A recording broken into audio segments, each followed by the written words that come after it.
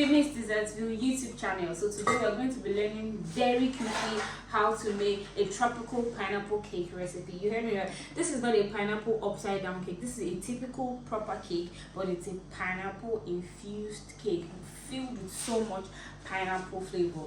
The major ingredients in this cake is the processed pineapple here. You can use the freshly made one, but this is the one that comes in the can. This is sold in stores around, so it's actually quicker to walk around with. If you have the pineapple rings, you can just process that with a blender. Just make sure it's this texture before you use it, roughly coarse. And then next thing is, this recipe doesn't call for milk because what is needed for the moisture is the intense pineapple flavor and the sugar and the eggs. It has more quantity of eggs than a regular cake, 3 eggs for 1 batter. So let me just give you a quick run on the measurements by quantity, and then we'll go right into it. But the first thing is, you're going to be needing 1/4 cups of sour cream already prepared here.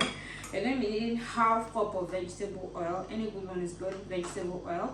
You're going to be needing 1.5 cups of granulated sugar. That is the regular granulated sugar. You're going to be needing 3 eggs, good sized ones. You're going to be needing 2 teaspoons of vanilla flavor. You're going to be needing 2.5 cups of all-purpose flour, sieved and leveled. You can then go ahead to just even sieve it over your batter wash until to incorporate more air. You're going to be needing 2 teaspoons of baking soda. Here, you're going to be needing 1 teaspoon of baking powder, and you're going to be needing half of a teaspoon of salt. Hear me right? Half of a teaspoon of salt, and then you're going to be needing 2 cups of the processed crushed pineapple, as seen here. That's what we're going to use. It doesn't require a blender. You're going to be mixing everything by hand. So the good thing is, you can work with this without having an electric mixer, a stand mixer, and you can even whip this up if you don't even have electricity. Good, right? So just work with it fast. So let's go right into it now. So the first thing that's going to be going into the bowl will be, first of all, we're going to be putting the oil. It's in here. Then we put in the sugar, and then the sour cream. So note that you have to preheat your oven before you start with this process, and that is because this is really very fast to whip up, and you need your oven preheated. So because in about less than 5 minutes we'll be done with the mixing, and so this is it now. Those are the first 3 things. So you whisk this together like this, as same. Just make sure because they're all measured. Okay? Whisk everything together till combined. So the next thing you're going to be doing is, then you add the eggs all at once. You add your vanilla. That is 2 teaspoons of vanilla, dark, white, anyone, as long as an intense vanilla flavor. The first goes in and the second goes in, right? So put whisking it in. Do this till it's well combined. Okay. Yeah. So the next thing you're going to be using now is to get your sieve over your bowl, and then measure out all of the other dry ingredients into it before you add the flour. This recipe doesn't call for you to incorporate the flour into all the other dry ingredients rather. So for the salt, it's 1/2 teaspoon, and 1/2 teaspoon leveled out goes in. Baking soda. I said earlier that baking soda is 2 teaspoons. That was a slip of tongue. It is actually 1 teaspoon of baking soda and then 2 teaspoons of the baking powder. So I just got a bit distracted. So 1 teaspoon of this, 2 teaspoons of this baking powder. So I'm trying to be as fast as possible. Okay. So 2 teaspoons of baking powder. 1 and 2. after that, you sieve it over it. So make sure you don't have any clumps of particles.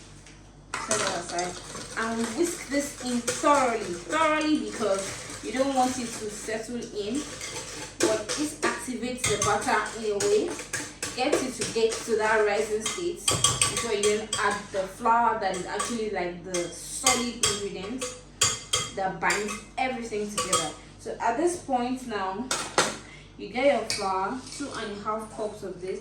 I sieve this beforehand, but like I said, I'm going to do it again to just make sure that I have enough air incorporated.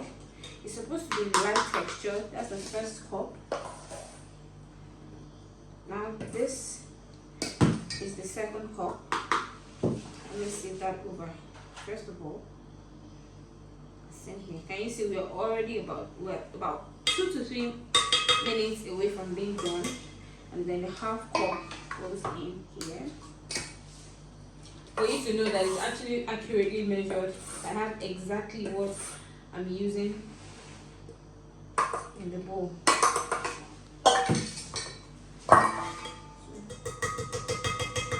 So at this point, you're not mixing this in too vigorously, you're still whisking, but just whisk this in just till combined, not like thoroughly.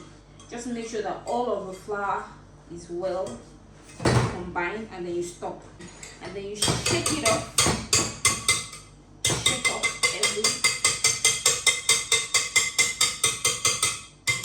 In here, okay. Let's set this aside. And then you can just use this to walk around the sides to make sure that any flour or dry ingredient is not hanging around the sides. And this is the point where you just add up your processed pineapple fruits with the juice in it. Just add it gradually, gently, and fold it in whilst you're doing that. Just what you have. Do this using 1 unit of an 8-inch pan. It's going to already, the aroma is so intense, so I wouldn't be using it all up in the pan because it's going to take up much. So I'll just put some in the pan, and then I'll put the remaining bit of the batter in a sample dish that I'm going to be using to illustrate the texture when it's done. So at this point, what now? What's in here? Look at what it looks like. You'll be able to see the clumps of pineapples in it. Okay, we have that. You need to tap it gently on your work table to get rid of any air pockets. Then I want to get the extra dish now, and then I'll be back to show you when I pop it into the oven. It's ready for the oven now. So I'm going to be popping this into the oven at the 180 degrees mark as always in the preheated oven. It's going to bake for about 35 to 45 minutes depending on the intensity. Cakes are out now. The main one is still in the oven, but I'm running out of time, so I said let me just show you the results from the sample cake. After all, that is the one I'm going to be showing you, like, to cut through from the inside. So whilst that one is still baking, I said let me just show you what it looks like whilst it's ready. Now look at what this cake looks like. This looks really nice. Can you see the texture? Quite spongy and super amazingly nice. So let me just cut through now very quickly for you to see what it looks like on the inside. And there you have it, guys. Our pineapple cake is ready. This cake is a winner. Trust me, if you try it out, guys, you're going to testify to this. This is going to be all for today. I hope you enjoyed the class. I hope you're going to be trying this out. Let me know in the comment box. So till next time, guys, I remain your favorite girl, Famous Dessertville. Bye.